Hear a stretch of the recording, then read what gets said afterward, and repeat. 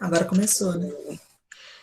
Gente, primeiro é um prazer muito grande poder estar aqui participando, mais uma vez do Sintaxe Tá Embaixo, agora numa versão síncrona, né, como a Isabela falou mais cedo, foi uma versão assíncrona ao outro, com a participação do professor Murilo, lá da Fiocruz, então essa agora é uma versão bem linguística, falando sobre sintaxe, sobre morfologia, sobre questões de ensino.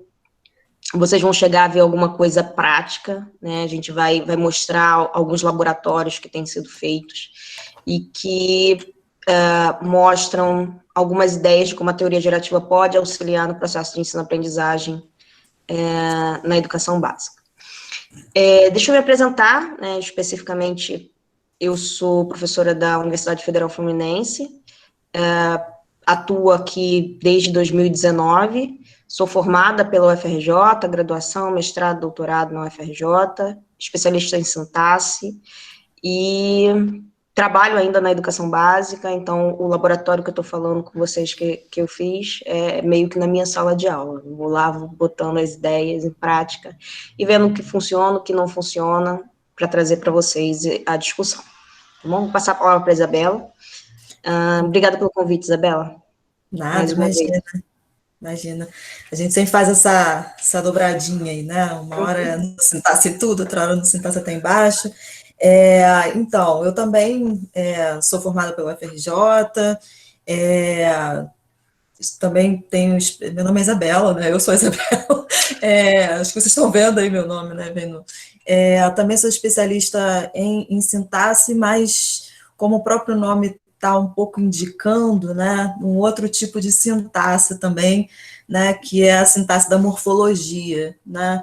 Então, uma outra área assim que eu trabalho é na morfologia e na morfossintaxe, né? Porque nas teorias em que eu trabalho, em que eu desenvolvo os meus trabalhos, a gente não tem um mecanismo diferente para a morfologia daqueles que a gente já conhece na sintaxe gerativa, né?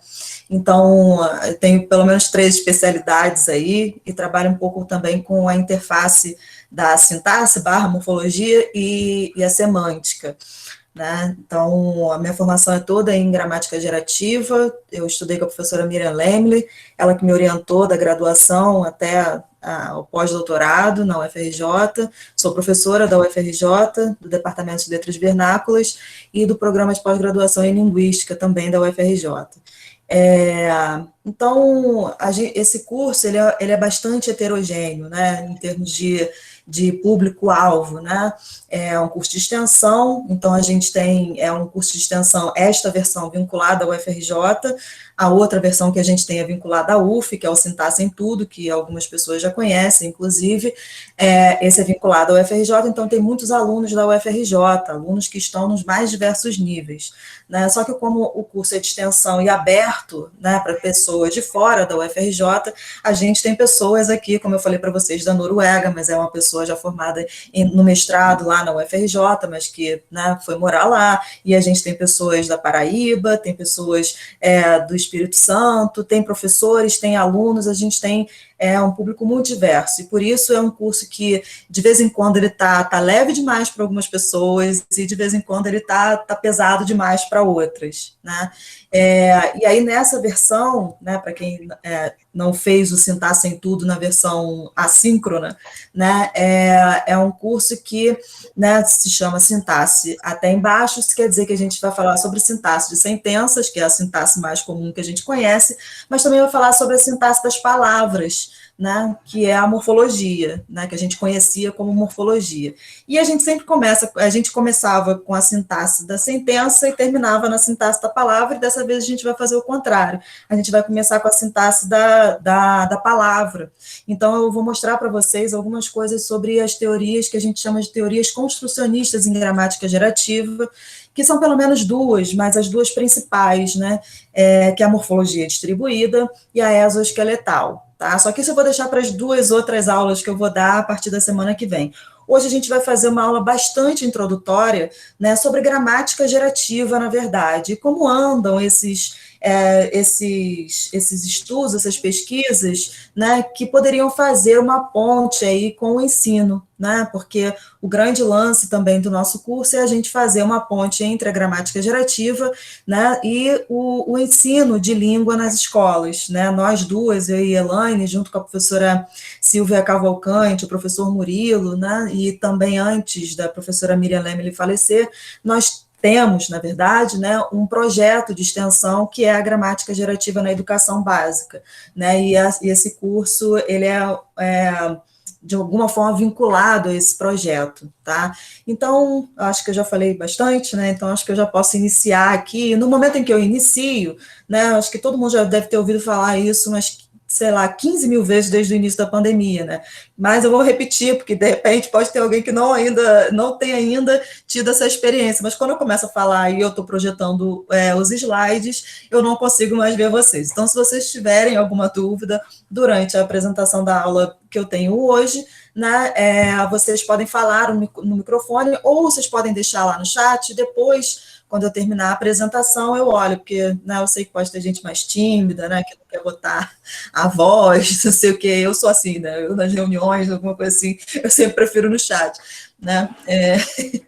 Isabela, só para reforçar, para deixar, tá todo mundo com o microfone desligado, a câmera desligada, eu vou desligar a minha também quando a Isabela começar a falar, para que fique mais leve a conexão, né, o processo, a imagem. Sim. E aí, a gente reforça, se vocês tiverem alguma coisa para falar e se sentir bem, eu acho que a gente pode guardar uma pergunta para o final, ou então escrever ali no chat, que aí você tem mais tempo para falar o percurso inteiro, né? Essa ideia é falar até ter uma aula até 5h30. Não, se por acaso se eu por acaso terminar antes, a gente deixa mais tempo para debate, né? Porque eu realmente eu não treino aula, então. Os dois. Então não sei quanto tempo tem de aula. Pode ser que tenha pouco, pode ser que tenha muito, eu não sei. Somos Né, dois, eu fiz assim, então, até por questões didáticas, né, eu vou dizer como que eu dividi, assim, a minha parte, né, então acho que eu já até meio que falei, então mas eu vou repetir, né, para ficar mais organizado, né, a aula de hoje vai ser uma introdução à gramática gerativa, tá, os princípios básicos de gramática gerativa, e depois eu vou falar para vocês algumas pontes que já estão sendo feitas em gramática gerativa, sobretudo com a professora Heloísa Pilate, né, eu vou trazer não só algumas coisas que estão lá no livro do Miosso, naquela introdução à gramática gerativa, como eu também vou trazer algumas coisas que estão lá no texto da professora Heloísa Pilate, né, que já vem aí explorando essa área dessa ponte, né, entre a gramática gerativa e a educação básica há um tempo, assim como o professor Aquiles, né, eu não peguei alguma coisa dele porque eu quis algo mais ainda introdutório. Ela tem um artigo no livro que foi feita em homenagem à professora Miriam Lemele, que é o Apelo das Árvores, e lá ela faz assim um panorama de como estão assim esses estudos, né? Então é isso que eu vou mostrar hoje. Na semana que vem vai ter morfologia distribuída, depois a exoesqueletal, né, e aí vou fazer sempre uma relação com a educação básica, seja do ponto de vista da gramática, e até vou mostrar para vocês umas possibilidades de a gente estudar linguística com alguma coisa de literatura, tá? Então a gente vai pegar algumas coisas sobre neologismo, mais especificamente, em Guimarães Rosa e outros autores de língua portuguesa, para a gente ver como que a gente poderia trabalhar a morfologia com essa interdisciplinaridade com a literatura, tá?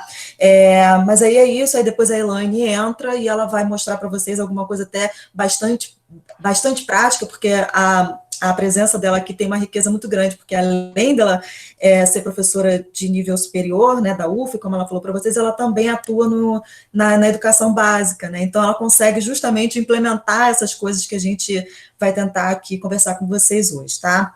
Então seria ótimo contar com a experiência de vocês também, se vocês tiverem, e aí não é nenhuma interrupção caso vocês queiram falar, né, então vocês podem se sentir à vontade aí para vocês falarem. Vou começar a compartilhar. Eu imagino que vocês já estejam vendo aí, né, a aula. Então, sim. Tá, então esse é o... Eu vou tentar... Isabela, Oi. bota em apresentação de slides. Era isso Ok, que eu ia sua tela falar. vai Eu ficar. vou. Esse negócio aqui tá me atrapalhando, que tá aqui. Tá, eu vou botar para passar com slide, mas eu tenho uma.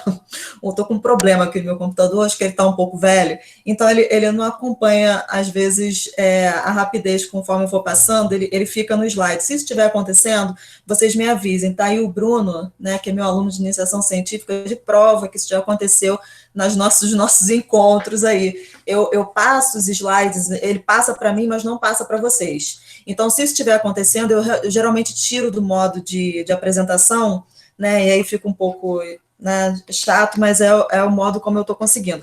Mas eu mudei aqui as internets aqui de casa, então de repente melhorou isso, tá? Então, se não estiver passando, vocês me avisem. Eu agora, por exemplo, acabei de passar. Passou aí para vocês? Ainda está no primeiro slide. Ainda tá Não, ainda está no primeiro. Pois é isso. É por isso que eu não estou.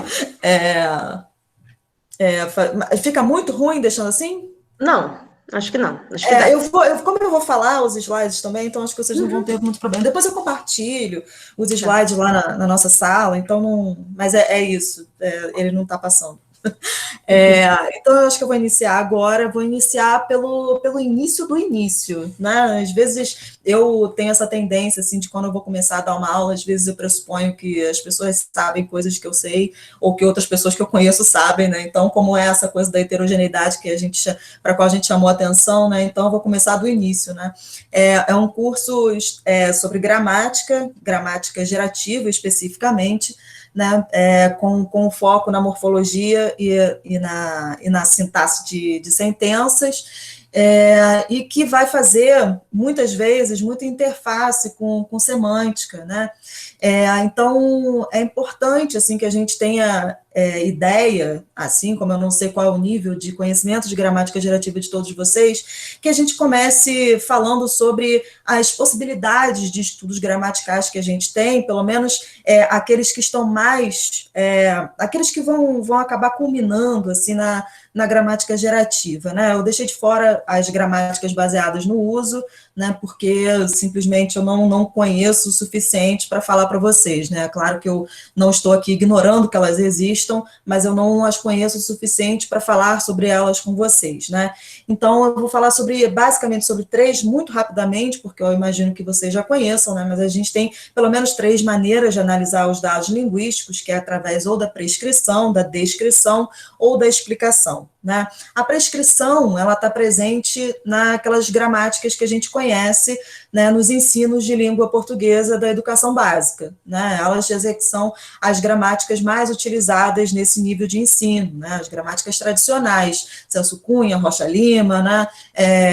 Bechara, geralmente são as bases aí para os concursos, né? Para os vestibulares, para o Enem, né? Geralmente são essas as gramáticas, apesar de que, como a gente vai ver em outras aulas, o ensino de língua portuguesa, né, os parâmetros curriculares de língua portuguesa já terem presentes algumas vertentes linguísticas, sobretudo as de sociolinguística, já inseridas, né, nas possibilidades, né, das necessidades do ensino da educação básica, né? E a prescrição vocês já conhecem, né? Então a gente pressupõe que exista uma gramática, né, que esta seja a única, correta, então trabalha muito com essa noção dicotômica de certo e errado, né? E daí surgem, né, todas as possibilidades de preconceito linguístico que vocês já conhecem, né? E ela não dá conta, ela não é como ela não é exatamente uma teoria, né? É um compilado de dados, né, que eles pressupõem que sejam os mais corretos da língua portuguesa, que sejam os da língua padrão ou da língua culta, né? Tem aquela discussão que a gente já conhece sobre normas, né? E essa gramática prescritiva, né? Então, existe algo que seja correto anterior, na verdade, ao sujeito, né, ao falante, né? E cabe ao falante da língua portuguesa se adequar, né, ao correto da língua portuguesa. Esse é basicamente o teor, né, das gramáticas prescritivas, no qual a gente insere aí a gramática tradicional. né? A partir do estruturalismo, né, a gente começou a ter um estudo linguístico propriamente, né, olhando para a língua como objeto de estudos, né. Aqui no Brasil a gente teve um grande nome, que foi o professor Matoso Câmara, que foi professor da UFRJ, quem deu inclusive o início aí da linguística aqui no Brasil, na UFRJ especificamente, no Museu Nacional, né, teve como grande nome aí o Matoso Câmara, apesar de oficialmente não ter sido ele, mas foi ele, na verdade, quem criou a linguística lá na UFRJ, né? E que leva em consideração aquilo que vocês já conhecem, do Saussure, por exemplo, né? Então, traz aí a língua, né, para os estudos científicos, né? Então, a gente começa a ter um objeto mais bem delimitado, né, para a gente estudar, poder estudar linguística, né? Só que como a gente não vai falar exatamente sobre estruturalismo, então a gente pode ir para o que a gente vai, na verdade, né, desenvolver aí no nosso curso, que é a gramática gerativa, né? A gramática gerativa... eu esqueci de falar que a base do estruturalismo é a descrição linguística, né? Então, em vez de ter alguns dados que sejam pressupostos, né, e inseridos, né, para os falantes, para que eles, né, falem a língua correta, como era o caso da prescrição, a descrição tem um outro teor, que é descrever os dados. Então, considera-se muito a língua mais verdadeira, assim, né? Então, a gente tem dados linguísticos de fato e não dados retirados de literatura, alguma coisa assim, né? E aí, agora a gente indo para a gramática gerativa tem como principal objetivo a explicação linguística, né? Então, além de ter uma descrição, obviamente, uma descrição e análise de dados, né? A descrição e análise de dados, ela tem que pressupor que aqueles dados serão explicados de alguma forma. Tá? Então, esse é o teor principal da gramática gerativa, que vai ter, então, como principal objetivo a formulação de princípios das línguas naturais, né? Não sei se todos vocês estão familiarizados com a teoria de princípios e parâmetros das línguas da gramática gerativa, né? Mas com esse objetivo de formulação dos princípios das línguas naturais, então é necessário passar por cima de uma série de características das sentenças que existem para poder formular um padrão para elas, né, que deve ser necessariamente abstrato, né? Então a gente está lidando com um conjunto de dados abstratos, né, que vai culminar então nisso que a gente está falando sobre os princípios, né? Os princípios, eles são abstratos. E é esse padrão que deve ser explicado. Então, o que deve ser explicado são os princípios de língua, né? Para aqueles que já estão familiarizados, já sabem do que eu estou falando, que a gramática gerativa, então, não vai trabalhar com os parâmetros, né? Com o que é, de fato, na língua, mas com os princípios. Isso não quer dizer que a gente não estude parâmetros, até porque a gente só consegue chegar aos princípios se a gente estudar pelos parâmetros, né? A gente não tem acesso à gramática universal, por exemplo, né? Então, e é esse padrão que deve ser explicado, porque só assim chegaremos a prever o formato que as sentenças podem ou não ter. Dito de outro modo, os linguistas, então, estão interessados na formulação de princípios que estejam na base de todo o fenômeno sintático existente.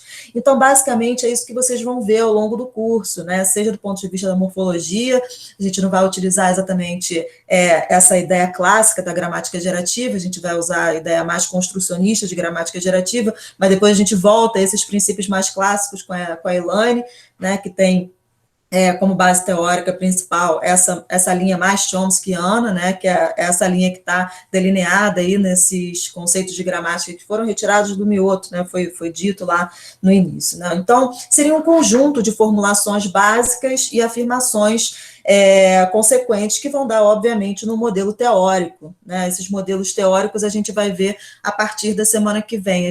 Eu vou mostrar para vocês não só os modelos clássicos de gramática gerativa, mas também os modelos mais recentes que incluem aí a sintaxe de palavras, né, que dá nome, inclusive, ao curso Sintaxe Até Embaixo.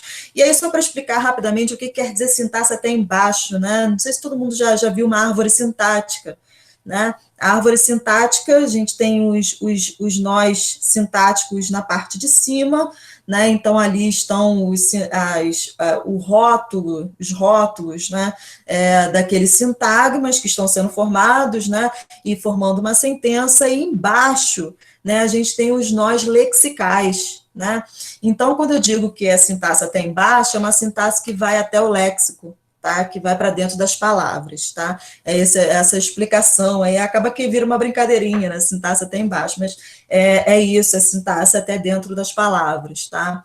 Mas aí um dos princípios fundamentais aí da gramática gerativa, né, é a metalinguagem, né? Isso a gente vai trabalhar muito com a metalinguagem, vocês vão ver o quanto que esse princípio é importante para que ele chegue tá na moda uma expressão, né, na ponta, né? O nosso presidente ele fala muito chegar na ponta e as pessoas estão falando muito de chegar na ponta, né? Então a metalinguagem é uma forma, né, e seria muito interessante que isso chegasse na ponta, ou seja, naquelas pessoas que trabalham na educação básica, né? Eu já trabalhei na educação básica de 2017, 2018, para o 7º ano, né, do ensino fundamental, e apesar de a gente, às vezes, achar que essas ideias muito abstratas podem ser muito difíceis para chegar a essas crianças, né, eu trabalhava com crianças que iam de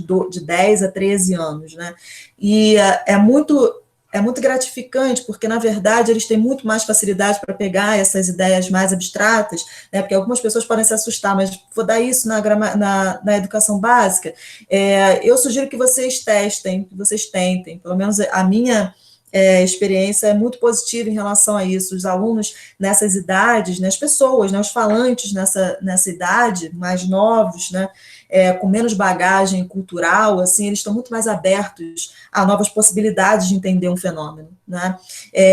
E eu falava sobre metalinguagem, sobre recursividade, essas coisas, e eles tinham uma ótima receptividade, eu tive uma ótima receptividade em relação a essa conversa que eu tinha com eles, né? Então, a metalinguagem é essa ideia, né, de predição das generalizações, relacionada a um tipo de análise voltada, então, para a descrição, né, mas não só para a descrição, mas também para a explicação, no caso de gramática gerativa. Então, isso acontece por meio de categorização e sistematização dos elementos linguísticos. E isso vai garantir que os princípios formulados, então, sejam interpretados de maneira inequívoca, né? E isso é importante, assim, porque a metalinguagem acaba sendo quase que uma ponte, né, entre a teoria, né, e o que de fato a gente consegue, né, com os dados de língua e com os falantes propriamente, né. Então, o conceito de gramática gerativa, vai, obviamente, substituir o que a gente conhece de gramática prescritiva, de gramática tradicional, que são essas noções dicotômicas de certo e errado, né? Até porque a prescrição não tinha como objetivo principal explicar nada, né? Apenas te convencer, né, de que aqueles dados que estavam sendo expostos ali eram as únicas possibilidades de língua portuguesa, e aí, portanto, quem não seguisse aquelas regras que muitas vezes sequer já foram seguidas em algum momento, como o caso da mesóclise, né, porque ela tem que ser muito forçada para que ela aconteça no português, acho que todo mundo sabe, né, que tinha uma questão de pronome átono e pronome tônico, né, que no português europeu há os pronomes átonos, no português brasileiro não tem os pronomes átonos, nossos pronomes são tônicos, né, acho que é o Drummond, o Manuel Bandeira, né, que já tinha lá o poema Me Dá o Cigarro, né, que fazia uma brincadeira justamente com isso, né, dos pronomes, de começar uma sentença com pronome, não podia, né, porque era uma heresia, né, você começar uma sentença com pronome, só que no português os pronomes são tônicos, né, então não tem nenhum problema você começar com esses pronomes, enfim. E aí, portanto, essa relação com gramática tradicional não tinha relação com método científico, né, e aí essas características, obviamente, vão comprometer o ensino de língua na educação básica, que é o que a gente tem aí como o plano de fundo do nosso curso, né? A gente parte da ideia de que, na verdade, esse ensino ele não está dando certo, né? Não está dando certo por experiência, né? Porque os dados nos mostram isso, porque há muita reclamação, porque a gente que está no ensino superior vê esse problema ainda continuando, né? Esse problema que eu digo é baseado nesse conceito de gramática, né? Porque, obviamente, que todo falante conhece gramática, né? Mas se a gente entendesse melhor e tivesse mais consciência do que é o ensino de língua nas escolas, né? Ou pelo menos do que deveria ser o ensino de língua nas escolas, baseado, inclusive, em documentos que já existem, né? Que a gente vai começar a mostrar para vocês a partir da semana que vem, a partir de documentos que já existem, né? Então, a gente poderia ter já um avanço nesse ensino de gramática, inclusive com com ensino de gramática mais consciente, né, da tal da aprendizagem ativa, né, que a gente vai ver aí com a professora Heloísa Pilate, tá? Então, esse conceito de gramática tradicional e a metalinguagem, que é basicamente baseada na semântica nocional, né, resulta em alguns problemas entre a definição que se dá e a empiria. Eu imagino até que a Elaine vai me mostrar algumas coisas disso, ela é super especializada aí em sujeito, essas coisas, de repente vai vir até alguma coisa sobre isso, eu realmente não sei o que ela vai falar, né, mas de repente vai vir até alguma coisa sobre isso, né, mas eu vou mostrar para vocês os dados que tem lá no manual, né, para quem não conhece, é o manual de linguística do Mioto, tá? É um exemplo sobre advérbios, a gente vai falar sobre advérbios, aí outro dia a gente vai falar sobre outra coisa, tá? Então, eu vou mostrar esses, porque lá na gramática tradicional, né, o que se tem sobre advérbios, né, que eles seriam modificadores de verbos, né, e de adjetivos, né? Então, portanto, se eles são modificadores de verbos e adjetivos, eles não poderiam modificar algum outro item, né? Algum outro constituinte nessa sentença, nessa oração, né? Que não fossem os verbos e os adjetivos. Só que aqui a gente tem alguns contra-exemplos, mostrando que, na verdade, a gente tem alguns contra-exemplos em relação a essas restrições, né, de que eles seriam modificadores somente de verbos e adjetivos. Então, a gente vai ver exemplos em que eles não estão modificando somente verbos e adjetivos, né? Então, se a gente diz assim, é claro que aqui a gente vai ter que fazer uma pausa para a gente pensar também sobre o quanto que a prosódia pode nos indicar aí alguma coisa, né, sobre a análise dessas sentenças, né? Vocês vão ver que tem uma entonação diferente para cada uma delas, né?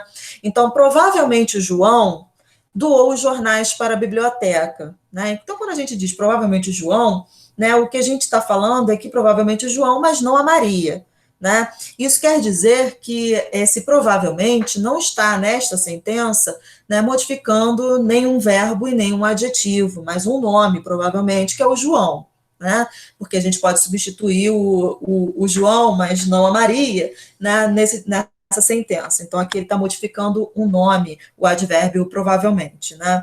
Então, o João provavelmente doou os jornais para a biblioteca, não vendeu, né? Isso quer dizer que esse provavelmente está modificando o verbo doar, né? Nesse caso aqui, ele não estaria, não seria, na verdade, um contra-exemplo, ele estaria confirmando, né, o que a gramática tradicional já diria sobre esse provavelmente aí. A gente pode dizer também, o João doou provavelmente os jornais para a biblioteca, né, não as revistas, né, então isso quer dizer que também, novamente, o provavelmente não está modificando nenhum verbo e nenhum adjetivo, mas um outro nome, agora um nome que está como complemento do verbo doar e não como sujeito do verbo doar, que era o caso da sentença A, né, mas o advérbio, ele pode também modificar um sintagma preposicional, tá? Então, o João doou os jornais, provavelmente para a biblioteca, não para o bar, tá? Então, aqui também ele está modificando, né, e aí, vamos dizer que ele está modificando um sintagma preposicional, né? Mas porque a gente tem que entender algumas coisas, né, da formação desses sintagmas, que eu não sei se todo mundo entende, mas a gente pode falar sobre isso depois. Então, o provavelmente, que é um advérbio, ele não modifica somente verbos e adjetivos, como está lá pressuposto na gramática tradicional. Então, existe, como eu já tinha dito para vocês, alguns problemas entre a definição e a empiria, e que aqui a gente pode confirmar, né? Enquanto que a fala estritamente humana, né? Não sei se vocês conhecem esse sistema, né? Quando a gente fala sobre linguística, né, a área linguística, ela trabalha principalmente com a língua falada, né, com as línguas naturais, né, e as línguas, quando a gente fala de língua falada, essa língua falada ela pode ser por meio de sinais, tá? É uma espécie de fala, né? Porque, na verdade, quando a gente fala da exteriorização, né, a gente está falando de um sistema de interface, né? A faculdade da linguagem, ela é basicamente o sistema gerativo da sintaxe, né? Os sistemas, tanto da semântica quanto da fonologia, são sistemas da interface da linguagem, né? Chomsky já cansou de falar sobre isso, né?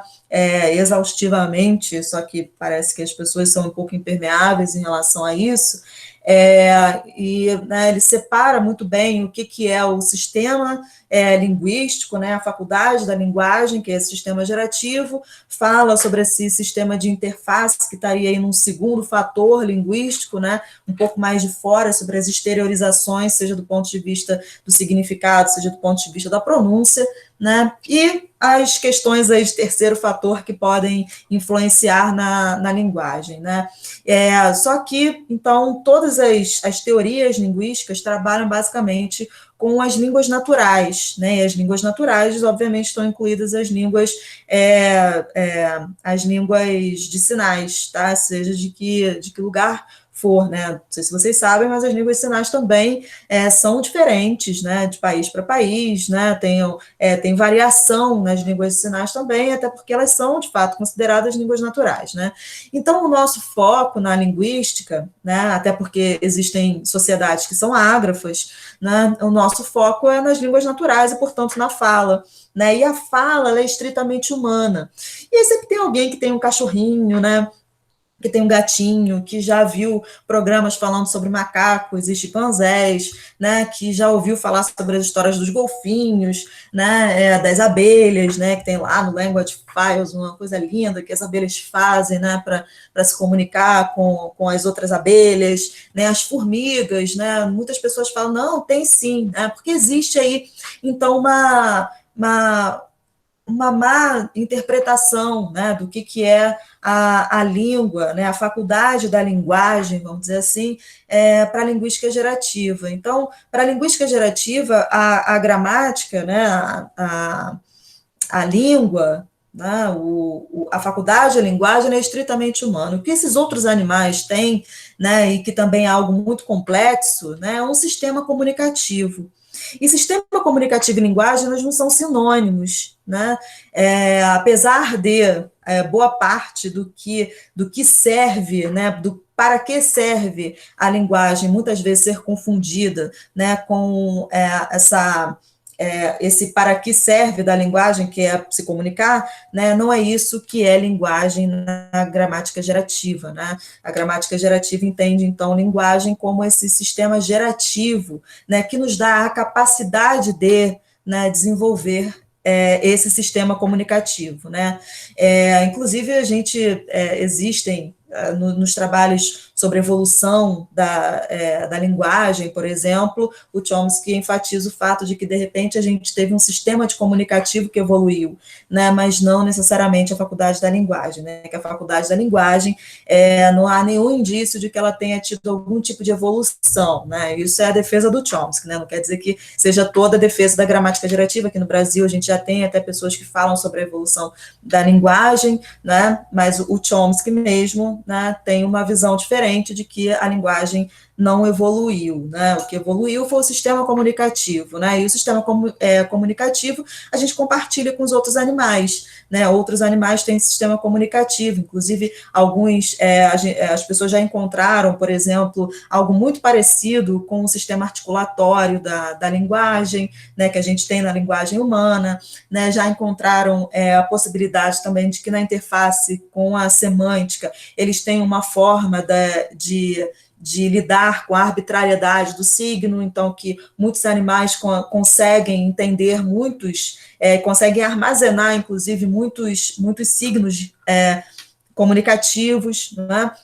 Então, assim, a gente compartilha algumas coisas e não compartilha outras muito importantes, como a recursividade, né, como essa infinitude discreta, por exemplo, e outras questões que não são compartilhadas com os animais, tá? Então, fala, né, língua, gramática é estritamente humana e os outros animais, eles têm apenas sistemas comunicativos. E eu disse o apenas aí, não foi para dizer que ele é pior ou, sei lá, menos alguma coisa, né? Apenas no sentido de que a gente tem o sistema comunicativo e tem a linguagem, e eles só têm o sistema comunicativo e não tem a linguagem, tá? É só isso.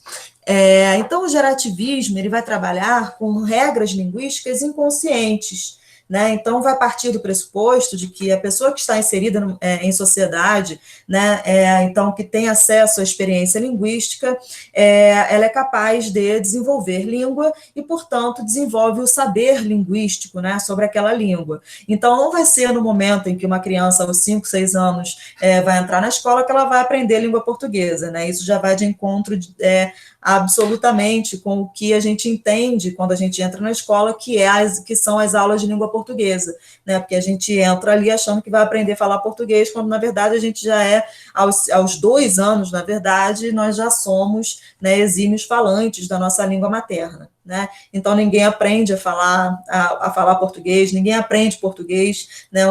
Um primeiro entendimento que a gente tem que ter o principal é que a gente aprende, o que a gente deveria aprender nas escolas eram, na verdade, as ferramentas da língua escrita, né? E das diversas adequações linguísticas que a gente tem, porque o nosso mundo é diverso, né? Porque a gente tem em muitos momentos diversos na nossa vida, de vez em quando a gente tem que falar um pouco mais formalmente, outras vezes a gente pode ficar mais relaxado, falar a nossa língua mais naturalmente, né? Não é o meu caso neste momento, né, em que eu estou, né, tentando encontrar as melhores palavras para falar com vocês, me preocupando se eu estou fazendo a concordância correta, recuperando, às vezes, o sujeito que está lá, né, sei lá, 5 sentenças atrás, e eu vou encaixando uma dentro de outra, já não me lembro qual é o sujeito, e aí fico tentando recuperar para recuperar a concordância, né?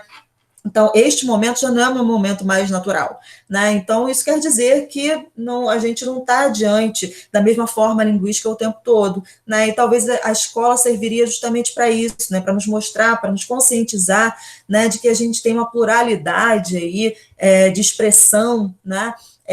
De expressão desse conhecimento, né? Então, a gente tem um conhecimento sobre a língua e a gente pode ter a nossa expressão desse conhecimento de língua, né, de maneira diferente, dependendo do contexto em que a gente esteja, né? Então, se a gente está num contexto mais formal, a gente vai a gente vai utilizar uma língua mais formal, né? Então, se a gente está num contexto menos formal, a gente vai usar uma expressão mais informal, né? Então, é menos preocupada com concordância, menos preocupada, né? Até porque não é errado que a gente não faça todas as marcações de concordância de número, por exemplo, né? Existem línguas do mundo que não fazem essa marcação de concordância redundante como a do português, né? Que a gente marca no sujeito, marca no verbo, marca no determinante, né? A gente marca pelo menos 3 vezes a concordância numa frase, numa sentença, né? Enquanto que tem outras línguas, como o próprio inglês, que muitos de vocês devem conhecer, né? Que não marca o número, né, a concordância de número em todos esses itens que eu falei para vocês, em todos esses constituintes que eu falei para vocês, né, marca no nome, mas não marca no determinante, não marca no verbo muitas vezes, a não ser na terceira pessoa quando ela está no presente, né, então, assim, essa variedade quer dizer que a expressão, ela pode ser de diversas formas, né, o que a gente tem é que existe concordância, né? Esse é um princípio de língua, né? Mas como que as línguas vão parametrizar, né? E as diversas variedades de um mesmo conjunto de línguas, né? Por exemplo, a língua portuguesa, ela também não é uniforme. A língua portuguesa falada no Brasil também não é uniforme, né? E essas não uniformidades é que deveriam ser balizadas de alguma forma, né? Na escola, com essa consciência de que não existe erro, mas existe talvez, né, enquanto a gente não muda o mundo, né, existem essas adequações que, por enquanto, são necessárias, né, no mundo em que a gente vive. Não que elas sejam necessárias em si, né, mas elas são necessárias para as questões de mundo real, né, enquanto a gente não consegue fazer uma revolução linguística aí. Então, o gerativismo ele trabalha justamente com essas regras linguísticas que todos os falantes aos 2 anos de idade já conhecem, tá? Enquanto que a gramática tradicional vai trabalhar com as regras prescritivas, muitas vezes baseadas numa língua escrita que sequer já foi falada algum dia, seja aqui ou às vezes até em Portugal, mas, né, certamente no Brasil, né, não se falava aquele tipo de língua. Um exemplo, né, que também está lá no livro do Miyota, é esse exemplo aí do você, né, que na gramática tradicional é apenas pronome de tratamento, né, mas que na língua, como todos vocês que são aí falantes de língua portuguesa sabem que a gente usa o você, pelo menos aqui no Rio de Janeiro, né, eu sei que isso não é uma uniformidade no Brasil inteiro, né, mas a gente usa aí a segunda pessoa do singular, né, como se. Você vai amanhã na festa, né? Ninguém vai a festa nenhuma, porque a gente está no meio da pandemia, não tem que ir a festa nenhuma, né? Mas no mundo normal, né? Você vai à festa, ou você vai à aula de linguística na semana que vem, né? Não tem qualquer menção a isso, obviamente, na gramática tradicional, né? Porque ela não trabalha com dados de língua real, trabalha com dados de língua escrita, né? E dados de língua escrita que não estão à prova de mudança, né? A gramática tradicional não trabalha com mudanças linguísticas, então ela é uma gramática que fica meio parada, né? As mudanças são mínimas, né? Quem já teve contato aí com gramática dos anos 80 do Rocha Lima e pega a gramática do Bechara, não vê grandes avanços, né, no que está numa e no que não está na outra, em termos de prescrição daqueles dados, né?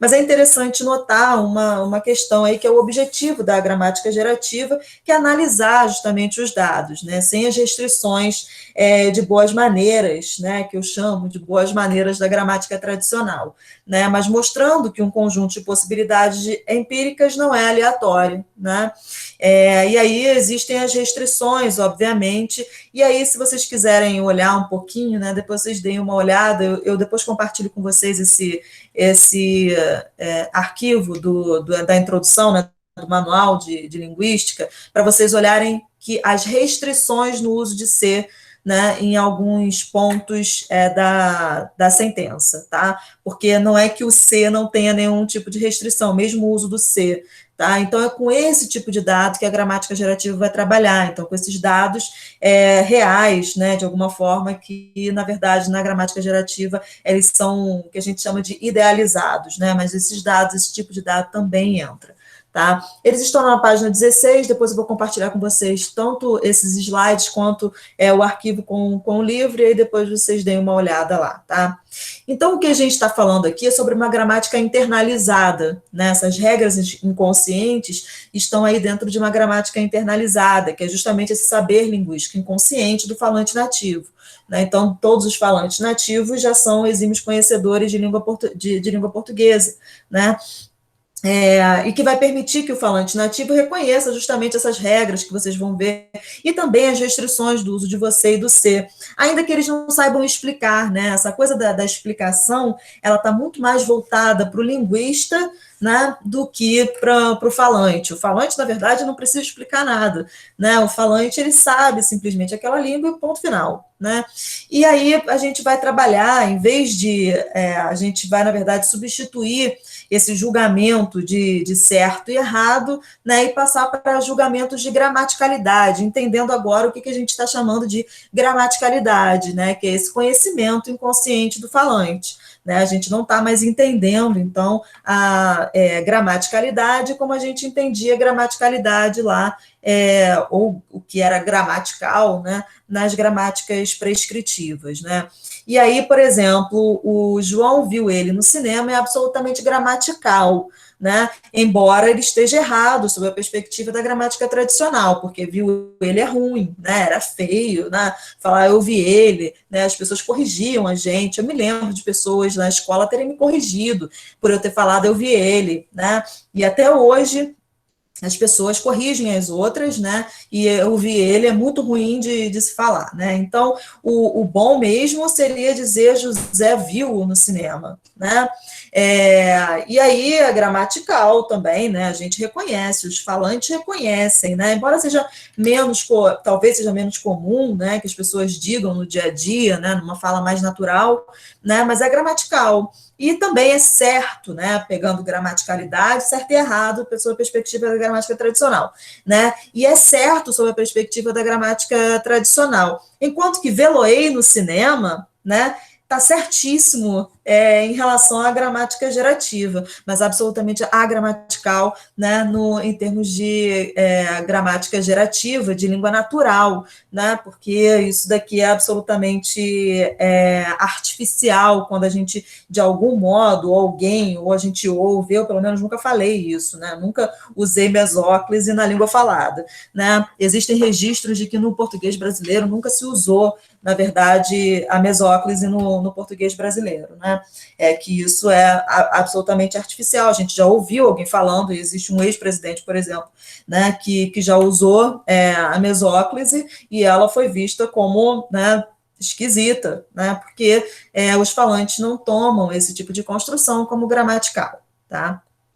E aí a gente pode ir para um sistema dicotômico também que vai substituir essas regras prescritivas de gramática gerativa, que é justamente a dicotomia competência e desempenho que a gente tem na gramática gerativa, tá? E aí que é o que vai, e o que é competência, o que é desempenho, né? As pessoas às vezes não sabem exatamente como definir essas duas sempre pensando que a gente está aí na introdução da introdução, tá? Eu sei que muitas pessoas já estão cansadas de saber o que é competência e desempenho, mas vale a pena dar uma olhada aí, principalmente nesses excertos que estão aí, para a gente dar uma... para a gente mostrar para outras pessoas que não têm ainda domínio sobre esses itens aí, esses elementos, essas características importantes em gramática gerativa, tá? Então, o que permite ao falante decidir, então, se uma sentença é gramatical ou não é o conhecimento que ele tem e que tem o nome técnico de competência, tá? Então, competência é isso, competência é esse conhecimento, essa gramática internalizada que o falante tem sobre qualquer língua, tá? No caso, a gente está falando sobre a língua portuguesa porque nós somos falantes nativos de língua portuguesa, mas poderia ser, sei lá, não sei, chavante, poderia ser espanhol do México, poderia ser espanhol de Cuba, poderia ser qualquer outra língua, né? A gente está falando sobre língua portuguesa. Então, quando o falante põe em uso a competência para produzir as sentenças que ele fala, o resultado é, então, o que a gente conhece, o que a gente, né, chama de performance ou desempenho. Né? Então, quando a gente... E é nesse ponto aí que talvez a gente tenha que trabalhar nas escolas, né? No ponto do desempenho linguístico. Né? Então, a gente vai ter um desempenho linguístico compatível com a experiência linguística que a gente teve. Então, a nossa língua natural vai ser de um jeito. Né? A língua... numa fase, né, de maturação das crianças vai ser de um jeito, a língua adulta, já em outra fase de maturação, vai ser outra, né, e dessa fase de maturação a gente tem que saber, de repente, né, considerando aquilo que eu falei para vocês sobre o mundo em que a gente vive, saber trabalhar com o nosso sistema de performance linguística, né, e talvez aí as escolas trabalhem, e não na competência, porque na competência as escolas não conseguem mexer, né, até porque quando as crianças já entram, quando as crianças entram na escola, essa gramática, essa janela, né, para aquisição de língua, ela já está quase fechando, na verdade, né? Então, a nossa teoria, ela deve ser capaz de lidar também com sentenças que ainda não foram produzidas, né? O tempo todo a gente produz sentenças que antes nunca foram produzidas, provavelmente nesse momento eu estou falando de um jeito que eu nunca falei, né, através do qual eu nunca falei em toda a minha vida, né, estou pensando aqui agora, nesse momento, né, então eu não tenho essas frases prontas, então provavelmente esse é um conhecimento aí, esse é um conhecimento que a gente, né, vai falar daqui a pouco sobre recursividade, né, que tem essa coisa da criatividade linguística, né, que está incluída aí nessa ideia de frases que nunca foram produzidas, e muito mais consequências de palavras, não sequências de sentenças que nunca ocorrerão, isto é, com a evidência negativa, né? Então, a gente consegue desenvolver a nossa capacidade linguística, né? Nossa capacidade, nosso conhecimento daquela língua, né? A partir de evidências, inclusive, que a gente não tem, né? Então, estudando só a performance, nossa teoria linguística seria, obviamente, deficiente, né? Pois jamais alcançaria o nível de predição que uma teoria deve alcançar, né? Esse é um ponto aí que muitas vezes diverge em relação a outras teorias, né, que não são teorias formais, que são teorias baseadas no uso, mas, de fato, a gramática gerativa tem esse recorte, né, que é o do estudo, né, mais ligado à competência do que ao desempenho. Mas é claro que a gente não tem como chegar ao conhecimento sobre a competência sem a gente estudar ela através do desempenho, né? Porque seria alguma coisa muito invasiva que a gente teria que fazer no cérebro de uma pessoa, né? Partindo, então, do princípio, inclusive, que a gramática gerativa está incluída aí no rol da biolinguística, né? De uma interdisciplinaridade com a biologia, né, enquanto que teorias baseadas no uso estão fazendo essa interdisciplinaridade com as ciências sociais, né. E aí, já tinha falado para vocês que a gente ia falar sobre a recursividade, né, que é, obviamente, uma predição teórica, e a predição teórica das mais importantes da gramática gerativa, porque esse é justamente o componente gerativo, né. Se eu falei para vocês que a faculdade da linguagem é, senão, né, não mais do que a sintaxe, e a sintaxe tem essa capacidade de gerar palavras e sentenças, né, palavras já por minha conta, né, por minha não, né, pela conta das teorias construcionistas, né, não pela conta do Chomsky, né, mas, então, a recursividade é justamente esse sistema operando, né, porque a recursividade é um encaixe de sintagmas, né, então é justamente a geração, né, a computação de sentenças, né, então a recursividade é algo que a gente vai ver depois, eu acho que a gente vê nesse curso, agora eu já nem me lembro, mas eu acho que a gente vê um pouco de recursividade, eu acho que é mais no projeto. Mas a recursividade a gente vê também em alguns poemas, tem aquele poema Quadrilha, né, do Drummond, que é muito famoso, que tem um encaixe de sentenças, mas é isso, né?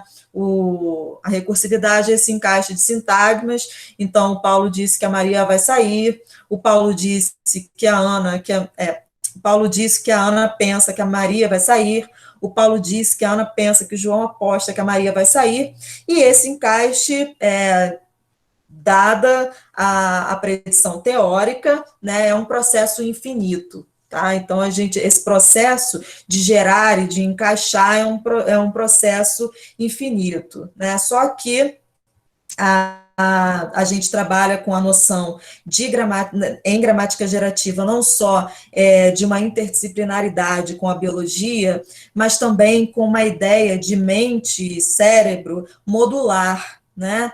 Então, a faculdade da linguagem, que seria um órgão da mente humana, né, ela é um órgão autônomo, certo? Mas ela é um módulo autônomo, mas que faz interface com outros módulos cognitivos, né, como o da memória, né, e né, essa infinitude no processo, né, por que o processo é infinito, mas a realidade desse processo não ocorre? Né, justamente porque esses módulos, de alguma forma, eles conversam, né, e isso vai explicar os papéis da competência e do desempenho. Tá? Então, em termos de competência, né, em termos de predição teórica e de competência, de capacidade né, a gente teria capacidade dessa infinitude, né, nesse processo infinito de encaixe de sentenças uma dentro da outra. Né? Só que o desempenho acaba não sendo, no desempenho acaba que isso não é possível, né? Não é possível justamente, e essa não possibilidade justamente vai demonstrar essa modularidade da mente, né? Porque o que vai bloquear essa possibilidade infinita é justamente, talvez, né, a memória. O Chomsky, ele mostra outras possibilidades dessa não infinitude em termos de desempenho, em termos de expressão. Né? Um deles é a memória, né? Porque a gente não tem a capacidade de recuperar, né, uma sentença principal que esteja tão longe, mais ou menos a 6 sentenças longe da última sentença, tá? Então tem uma capacidade de memória já conhecida, né, que mais ou menos 6 ou 7 vai, mas que isso a gente já começa a ter complicações na interpretação disso, né, na interpretação no sentido de que a gente não consegue mais recuperar o que a gente queria lá no início, né? Então a gente desiste dessa coisa infinita, né, mas a capacidade de permanece, a gente conseguiria fazer isso, tá? Então, o que é competência nesse contexto, né? Então, a competência linguística é a capacidade humana que torna fundamentalmente possível que todo ser humano seja capaz de interiorizar um ou vários sistemas linguísticos, né? Isto é, uma ou várias gramáticas, né? Que vocês devem conhecer, por exemplo, pessoas que são bilíngues, e que são bilíngues falantes nativos, naturais, né, e você não consegue distinguir se aquela pessoa, né, é mais falante de inglês ou mais falante de português, né, ela tem as duas línguas igualmente, né, isso quer dizer que se a gente estiver naquele período de aquisição de linguagem, né, que vai até os 6, 7 anos, e que pode se estender um pouco até o início da puberdade, né, a gente tem aí pessoas que podem falar a quantas línguas ela foi exposta, né? Eu tenho primos, por exemplo, que têm a mãe brasileira, que tem um pai que é mexicano, mas eles viviam na Bélgica, entre a Bélgica e os Estados Unidos, então eles têm 4 línguas naturais, né? Eles falam 4 línguas naturalmente. A professora Miriam Lemley, né, que todo mundo de alguma forma conheceu pelo nome, tudo, ela era falante nativa de português brasileiro, né, veio para cá aos 2 anos de idade, mas veio para cá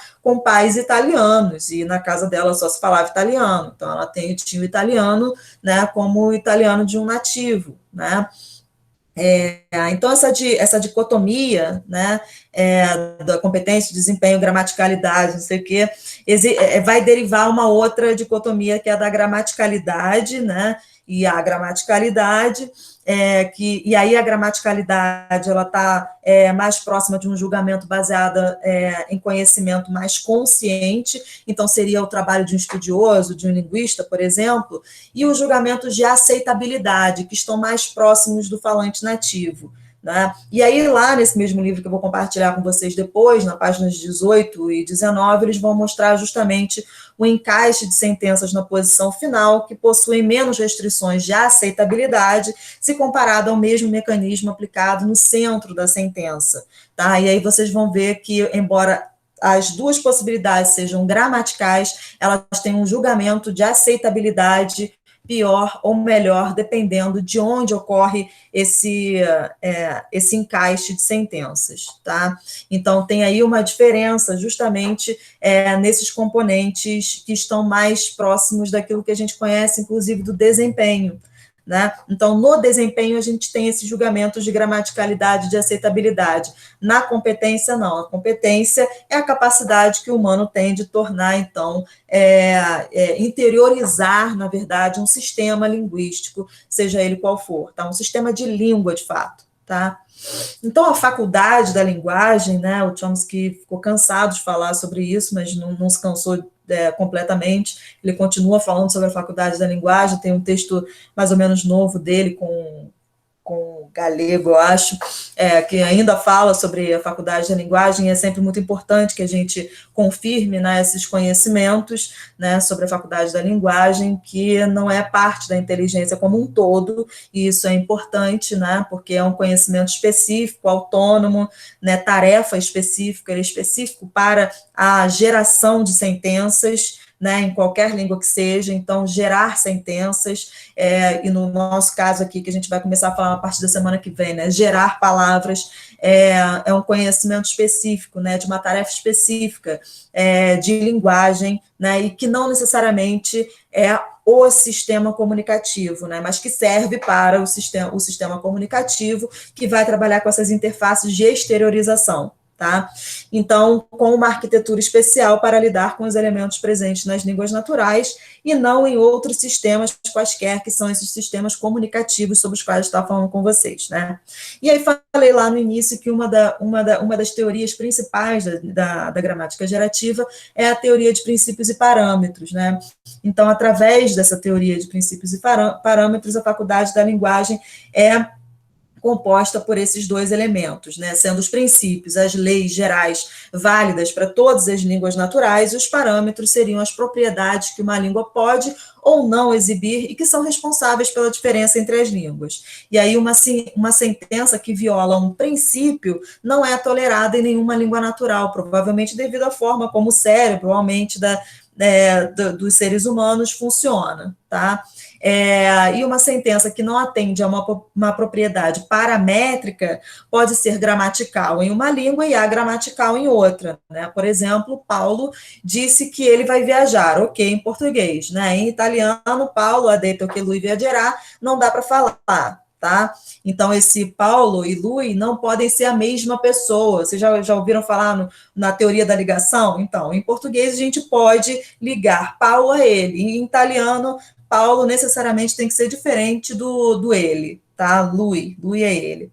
Né? E em inglês, tudo bem, também, igual ao português, né? Paul has said that he will travel, né? Então, a gente pode dizer isso em inglês, assim como no português, o Paul e o he são as mesmas pessoas, são a mesma pessoa, né? Então, a teoria da ligação, né? Já ouviram falar no princípio A, B e C, né? Eles vão dar conta aí dessa ligação que tem entre esses dois pronomes aí, né, e que um viola, né, no italiano estaria violando esse princípio de ligação, e no português e no inglês não. Né? Um outro exemplo, que eu imagino que a Elaine sabe falar muito bem sobre isso, é o parâmetro do sujeito nulo, né, em que, pelo menos em algum tempo, aí, o português foi uma língua prodrop, né, uma língua de sujeito nulo, mas existem aí alguns estudos indicando que talvez esse parâmetro tenha mudado, né, do português, dados muitos fatores, que eu imagino que ela seja melhor para falar, então deixa eu, quando ela for falar, ela falar, né, mas um dos motivos aí que se conhece é talvez a diminuição da conjugação, né, da flexão do verbo em português, seja um dos motivos, né, mas existem muitos estudos mais avançados que esses que depois ela conversa com vocês, né. Então, dado esse conjunto aí né, essa principal teoria, né, que é a de princípios e parâmetros, aí a gente tem dentro desses princípios, né, o que seriam esses princípios? Seria justamente a gramática universal, né, que é esse estágio inicial de uma criança que está adquirindo uma língua. Então, a AGU, né, e aí UG, né, Universal Grammar, porque em gramática gerativa tem muita coisa em inglês, né, se constitui dos princípios e dos parâmetros, estes sem valores fixados, né, ainda, porque, né, a gente não sabe que parâmetros a gente vai fixar, porque a gente não sabe em que contexto de experiência a gente vai ser inserido, se vai ser, né, se a gente vai ter contato com dados primários de língua portuguesa, ou de inglês, ou de japonês, né, então a gente precisa antes saber, mas eles estão lá, né, existem pessoas que não gostam dessa ideia de que os parâmetros também estariam lá na gramática universal, né, isso é um debate, né, que é feito ainda. Então, à medida que os parâmetros vão sendo fixados, vão se constituindo as gramáticas das línguas, né, específicas, né, e aí isso ocorre, obviamente, num período, né, que é o de aquisição de linguagem, um período crítico de aquisição de linguagem, que passa por um hiato entre a experiência e o conhecimento, que é conhecido como problema de estímulo, ou problema de Platão, né, e era nesse ponto justamente que quando Murilo entrava, ele falava um pouco mais sobre isso, né, porque ele é da filosofia, ele conhece um pouco mais sobre isso para falar qual é a questão platônica em relação a isso, né? Mas o fato de essa pergunta que a gente deve se fazer, né? Como é que a gente sabe tanto com tão poucos dados, né? Então nós quando fomos crianças, e as crianças que estão aí, né, são inseridas em meio a dados linguísticos caóticos, né? A gente não tem nenhum sistema de regramento quando a gente vai falar com uma criança, né? A gente não fala só sentenças no presente, depois a gente passa para sentenças no passado, e aí depois passa para sentenças no futuro, né? Ou a gente começa com dados de verbos no indicativo, depois, como subjuntivo é um pouco mais complexo, a gente começa... Não, né? Essas coisas estão misturadas quando a gente se comunica com uma criança, né? E mesmo nesses dados caóticos, né, as crianças conseguem parametrizar uma língua, né? Mais ou menos no mesmo período, né, mais ou menos igual, né, não tem muita diferença entre uma criança que nasce numa comunidade indígena, numa criança que nasce no Japão, numa criança que nasce lá na Indonésia, né, todas elas vão estar aprendendo mais ou menos do mesmo jeito, cada uma a sua língua, né, e naquele período mais ou menos, né, então isso se dá provavelmente justamente por essa capacidade né, essa faculdade da linguagem é que vai nos promover, né, essa habilidade aí que a gente tem de, através de poucos dados, a gente conseguir regrar as línguas, né? Então, a associação... Oi. Deixa só eu te dar um norte aí, que nós já estamos com 1 hora já são 5h10, já para você ir seguindo. Tá, valeu. Eu vou começar a falar daqui a pouco sobre o negócio da Heloísa Pilates, né, justamente essa ponte aí, né, mas essa introdução aí a gente já terminou. Então, a associação dos princípios da gramática universal com valores paramétricos gera um sistema gramatical particular, ou seja, uma língua, né? Então, dada essa introdução aí da gramática gerativa, com os principais elementos de gramática gerativa, né, a gente pode, então, passar para o nosso principal pensamento nesse curso, que é como levar esse conhecimento, né, em como que este conhecimento de gramática gerativa pode auxiliar professores de língua, né, mais precisamente de língua portuguesa, mas pode também ter professores de língua inglesa, alguma coisa assim, de outras línguas do mundo, que vão partir do mesmo pressuposto, né, porque aqui tudo que eu disse aqui vale para qualquer língua do mundo, né? Justamente esse é um dos princípios básicos de gramática gerativa. E existe uma professora da UNB que vem pensando sobre como fazer essa ponte, né, dos conhecimentos que a gente tem em linguística, em princípio, qualquer conhecimento que a gente tem em linguística, e depois, mais precisamente, os conhecimentos que a gente tem em gramática gerativa, como que eles podem auxiliar, né, o ensino de línguas na educação básica, né, e como que a gente pode fazer isso, né? Então, quando se fala de ensino, além de questões teóricas, estão presentes inexoravelmente temas pedagógicos, né, políticos, curriculares, sociais, ideológicos, né, e estão aí justamente os nossos maiores problemas, né, porque quando a gente, né, uma coisa é o que a gente acha em teoria, né, em termos de ensino, e aí depois quando a gente vai implementar isso, né, e aí tem todos esses temas aí que estão em conflito muitas vezes, né, porque cada um tem uma visão política, cada um tem uma visão pedagógica, cada um vai ter uma visão, portanto, de como que deve ser o currículo, né, cada um vai ter uma ideia social e ideológica, então a gente fica nesse impasse muitas vezes, né, também não podem ser desconsideradas as propriedades do objeto a ser ensinado,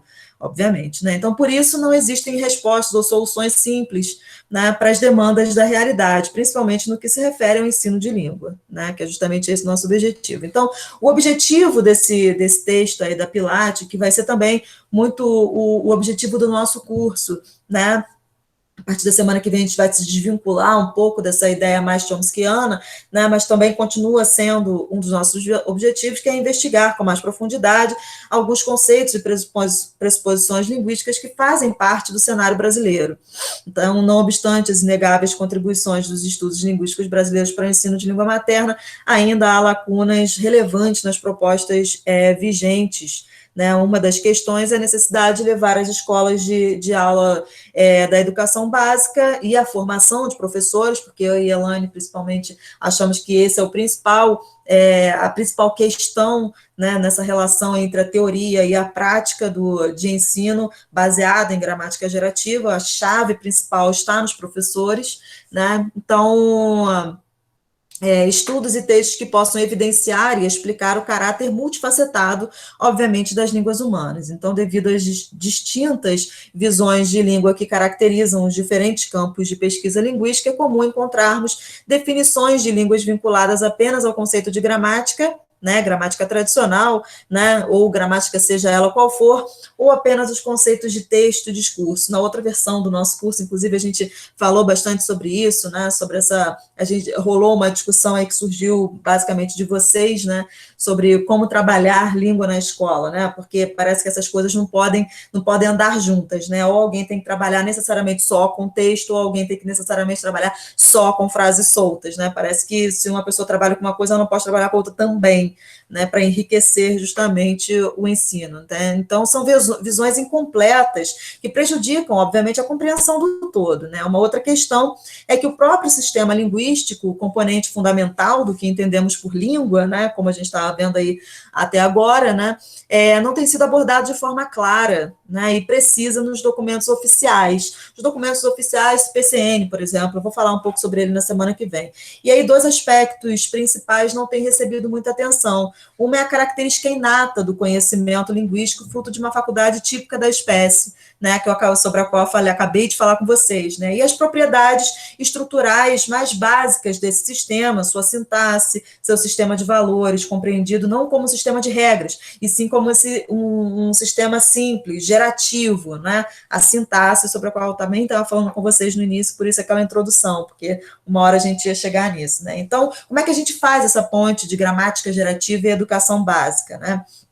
O sistema linguístico, no sentido de estrutura linguística, gramática, né, quais são os principais conhecimentos de gramática gerativa que podem auxiliar, né? O inatismo e a faculdade da linguagem, dimensões relacionadas a aspectos biológicos e psicológicos das línguas, têm relevância para o ensino de língua materna, porque eles vão contribuir necessariamente para a compreensão do próprio objeto de estudo, né? Eles vão promover, por exemplo, a autonomia, a autoestima linguística, ao alterarem a hierarquia existente entre normas gramaticais e o conhecimento linguístico, né? A gente estava falando sobre o conhecimento linguístico e sobre essas normas, né? Que são essas formas de a gente trabalhar com desempenho linguístico, né? E aí a consequência desse inatismo, da ideia inata da linguagem, né? Que o componente biológico é indispensável à compreensão do próprio conceito de humano, né? E aí a gente vai trabalhar com o conceito de natismo, né?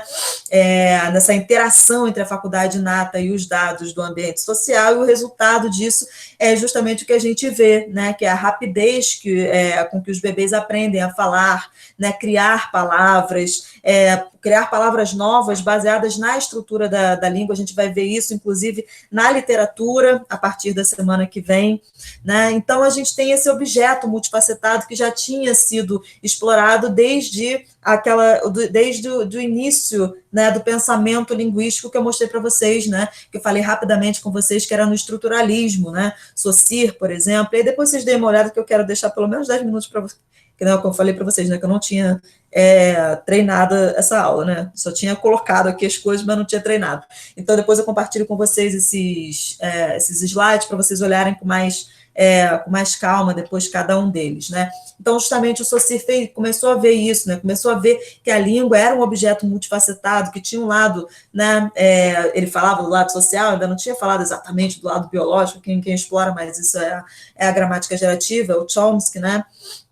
E esse objeto multifacetado, ele vai estar em diversas teorias linguísticas, obviamente, né? Então, vai estar na sociolinguística, na linguística textual, na linguística aplicada, na análise do discurso, no gerativismo, na linguística histórica, né? na psicolinguística, na neurolinguística. Então, a gente pode estudar a língua de diversas formas, né? E a gente escolheu aqui, obviamente, a gente fazer parte de uma dessas teorias, que é a gramática gerativa, né? Mas é um objeto que pode ser estudado por diversos olhares, né? E aí, essas contribuições dos estudos linguísticos que vêm dessas diversas teorias e conjuntos, né, vai principalmente combater uma postura purista em relação à gramática, que vai ser ensinado nas escolas, devido a aspectos, obviamente, relacionados à colonização do Brasil, né? Isso aí a gente vê muito no Faraco, por exemplo. Depois vocês deem uma olhada, porque eu coloquei algumas coisas aqui, né? E para o Faraco é necessário apresentar definições mais precisas sobre certos conceitos linguísticos, e reconheçamos nossa língua, né? Delimitemos nossa norma culta efetiva, e que passemos a dar referências consistentes e seguras aos falantes em geral e ao ensino de língua portuguesa em particular, né? Então, esse seria basicamente o papel da escola, e não necessariamente ensinar língua, porque isso os alunos já vão para a escola já sabendo, né? Então, tem mais coisas aí sobre norma, ensino e escola que eu gostaria de ter falado com vocês, mas o que eu posso fazer também é começar na semana que vem por esses slides, e aí depois passar para os outros específicos, né, sobre a sintaxe dentro das palavras, tá?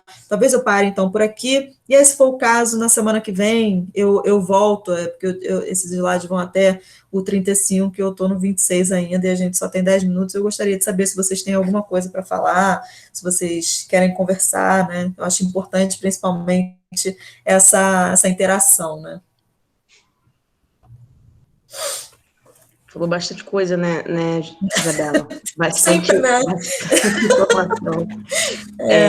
Mas eu acho que ficou legal, deu para ver uma introdução bem boa da teoria e do que a gente vai fazer, né? O que a gente está pensando para esse curso. Acho que essa primeira aula é isso. Vocês estão aqui e acho que hoje estão com a consciência assim, estamos num curso de gerativistas falando sobre ensino, que é um negócio que está começando a ter mais força, mas que muita gente ainda tem medo, né? Eu acho que medo é uma palavra forte, mas optei por usá-la pensando realmente na educação básica, no movimento que é feito, na realidade que a gente enfrenta. Acho que você falou uma coisa extremamente importante. Tem gente que quer trabalhar somente o texto, tem gente que quer trabalhar somente a gramática e esquece que pode trabalhar a língua nesse negócio todo aí. E tá lá no PCN, como você disse que vai falar na próxima semana, tá na BNCC, um pouquinho menos, verdade, mas tá. E a gente pode fazer o uso da teoria para desenvolver os nossos trabalhos, os nossos estudos, né? Sim, sim. Eu acho que é isso tudo que você falou mesmo. Eu não sei qual foi a impressão que eles tiveram, né? Não sei se alguém quer falar alguma coisa. Eu ia só comentar que eu achei legal apresentar os conceitos de gramática, porque acho que semana passada eu tive um mini curso que falava de metalinguagem, essas coisas assim, da BNCC, e aí falava sobre como, e é um negócio simples, mas eu não tinha parado para pensar sobre como a gente tem que entender a gramática tradicional como sendo uma teoria, e não a língua, porque na escola a gramática tradicional é vista como se fosse a própria língua. Então, até exercícios de metalinguagem, que deviam ser reflexivos, né, acabam virando prescritivos de novo, porque você tá pensando que aquelas regras da gramática tradicional, né, são realmente o que é a língua. Então, achei legal. Sim. Começa pelo conceito de língua, né? Pois é, o que é a língua? É língua e gramática, né? Inclusive, dentro da gramática gerativa, né? Como é que a gente vê isso? Basicamente é a mesma coisa, né? Então, e a gente sentiu essa necessidade justamente de falar sobre isso por causa do curso passado, né? Porque a gente viu naquela primeira parte do curso que muitas pessoas ainda estavam confundindo, né? O que a gente estava se referindo aqui, gramática, que a gente estava se referindo, né? Por isso que dessa vez eu comecei falando sobre isso, né? Justamente para já delimitar a nossa gramática, né? O que vai ser gramática aqui, o que vai ser língua aqui, né? É interessante que ela tenha notado isso, né? Não sei, mas imagino que a Giovana já tenha mais experiência de ensino na educação básica, alguma coisa assim, né? Não sei. A Giovana é sobre quem eu conversei com você outro dia. Ah, sim! Essa é a Giovana, entendi. Essa é a Giovana, Então ela já conhece, já.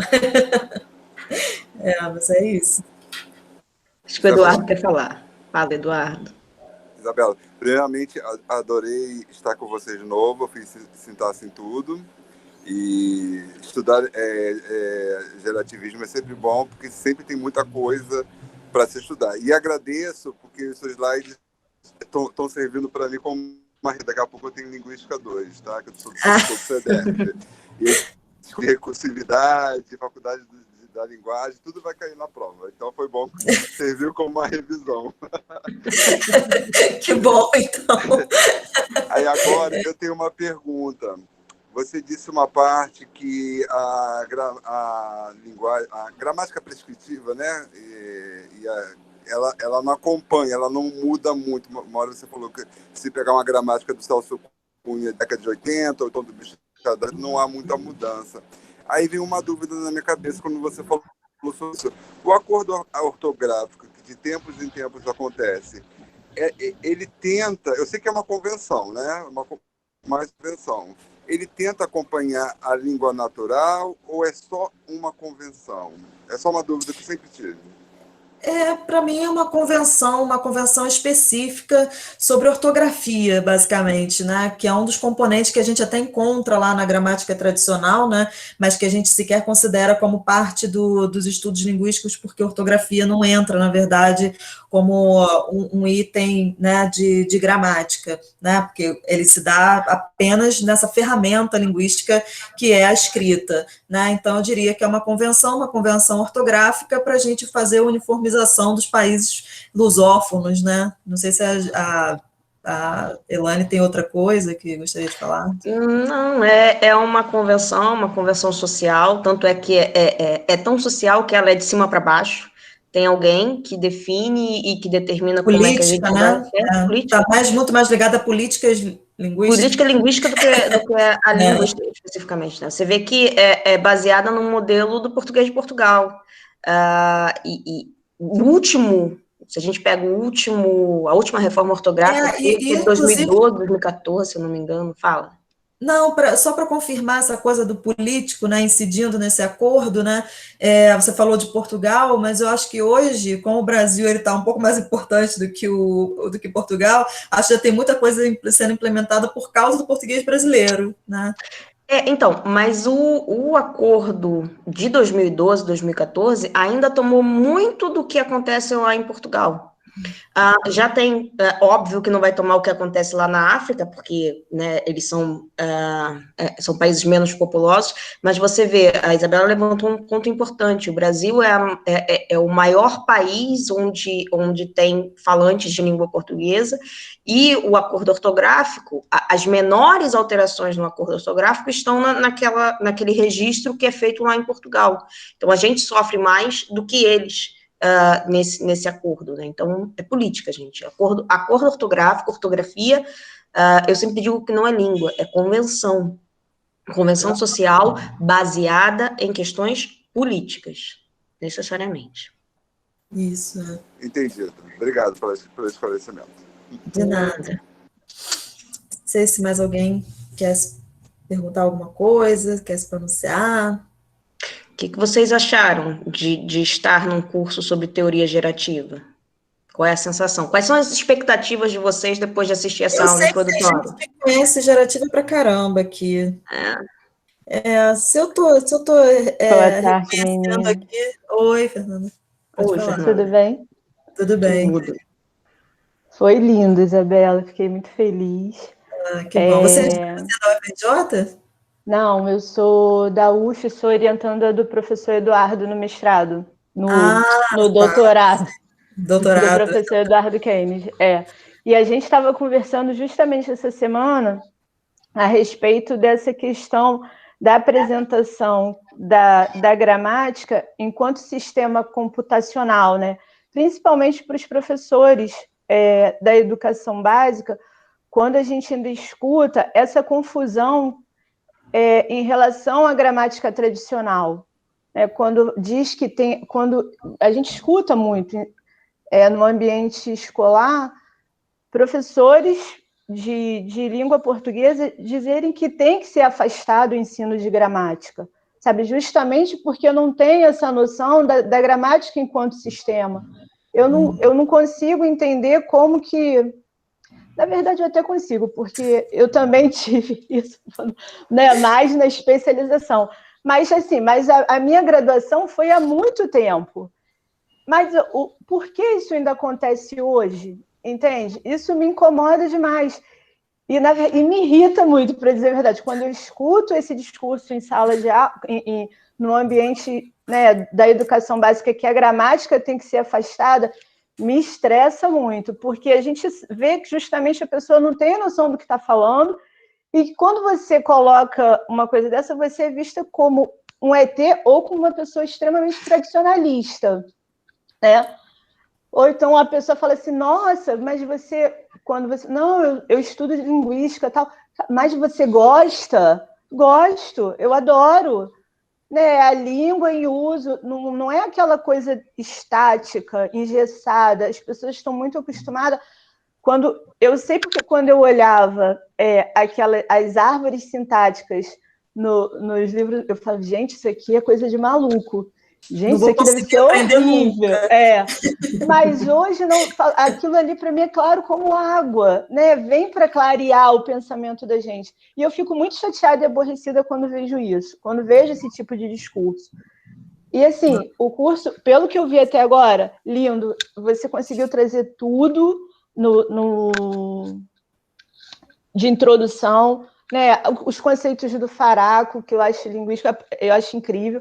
A professora Heloísa Pilate está no meu trabalho de doutorado. Isso aí que você trouxe, que foi o que me prendeu muito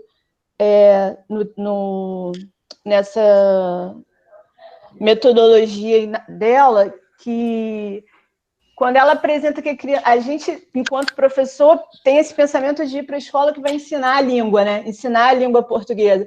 E ela traz que eles já sabem, né? E a gente só tem que desenvolver aquilo ali. Eu achei isso incrível quando eu falei, gente, essa nossa postura arrogante, né, de que entra em salas de aula, isso tudo que eu li, que eu pesquisei, me modificou muito. E eu queria que meus colegas pudessem ter acesso a esse tipo de conhecimento, sabe? E esses cursos que vocês trazem, eu acho de grande valia, porque, assim, pelo menos chama atenção, né? Dá para o pessoal fica assim, cansado de pegar o material para ler e tal. Então, quando a gente assim, mas já chama um pouquinho, né? Aí desperta a curiosidade para a gente poder se aprofundar mais. Eu estou muito feliz de estar aqui, queria agradecer muito, Isabela, eu gostei muito. Falei a beça. Não, é um espaço para todo mundo falar mesmo, né? Acaba que eu falo demais, na verdade.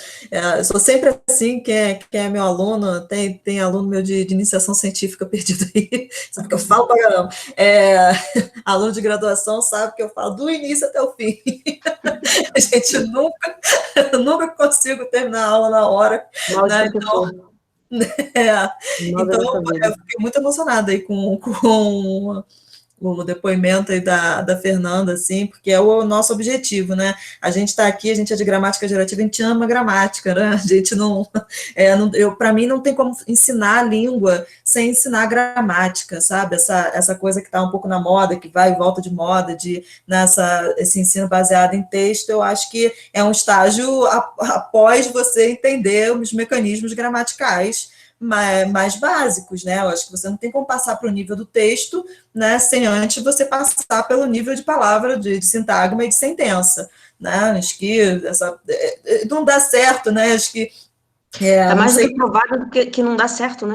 A gente olha para a realidade de quem sai da escola e vê que não dá certo. Existem experimentos neurolinguísticos, né, do pessoal que estuda educação e neurolinguística, não sei o quê, a Aniela Marcos, né, da UFRJ, Aniela em Prota França, Marcos Maia, né, eu falei Aniela Marcos, todo mundo se conhecesse, né, eles são, obviamente, muito conhecidos, mas só falando o primeiro nome, às vezes não...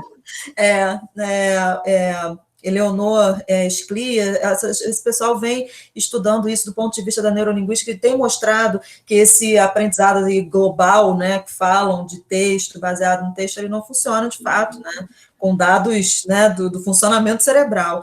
Então, está mais do que provado, e é isso que a gente acredita de fato, né, que a gente, entendendo os mecanismos básicos, né, de geração e interpretação, na interpretação semântica ou expressão fonológica, a gente, né, tendo essas ferramentas, a gente entende qualquer coisa da língua, né?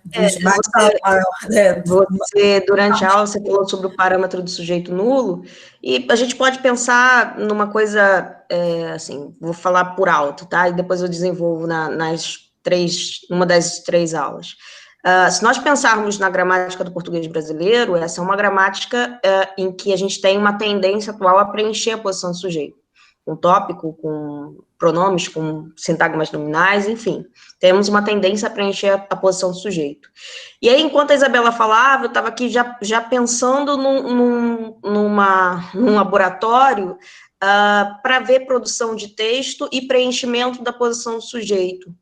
Como é que eu peço para o aluno penso que o aluno está produzindo um texto lá na frente, um brasileiro, uma criança brasileira está produzindo um texto, e eu simplesmente risco os sujeitos que ele vai preenchendo, e eu vou dizer para ele, aquilo ali não é um mecanismo de coesão correto, se a língua dele é uma língua de sujeito preenchido e ele está simplesmente fazendo a concatenação das sentenças, a concatenação do sintagma que tinha que ocupar aquela posição.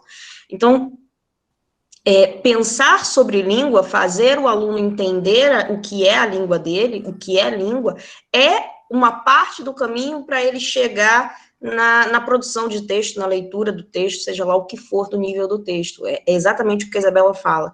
A gente saiu de uma época em que a gente estudava gramática e ninguém gostava daquilo, e agora a gente está entrando numa época em que se estuda o texto, mas é o texto pelo texto. E ao que tudo indica, nada vai dar certo. Gramática, inclusive, né? Nem é essa gramática, né? As pessoas tomam uma gramática como a única gramática. Ainda tem isso, verdade. Nem é a gramática dele. E aí quando a gente fala de gramática gerativa, o pessoal já torce o nariz, né? Achando que a gente está falando de prescrição linguística, quando não é.